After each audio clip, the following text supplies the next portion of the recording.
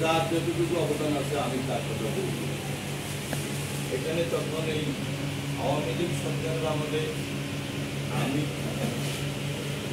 এবং আমি অনেক এই তিনজনই আসলে এই গ্রুপটাকে ধরে রাখছে তখন। তারপর আস্তে আস্তে অনেকে আছে, আমি মিটিংয়ে ডাক দিলে বা মালিক সাহেব ইয়ে করলে তখন আমি পাইতাম না অনেকে। এখন অনেকেরই দেখা যায়, ঠিক আছে আছে, কিন্তু তখন পাইতাম না। মামলা খেলে আমরাই খাইছি।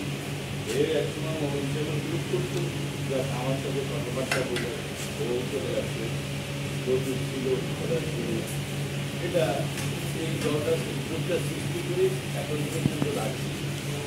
আমরা যখন দেখলাম আলম বিশ্বাস বললো আমাদের যে আসলে আমার পক্ষে এত বড় দুই থানায় যথেষ্ট টাকা খরচ করছে, এটা করতে হবে কোনো টাকা খরচ করছে দুই থানায়।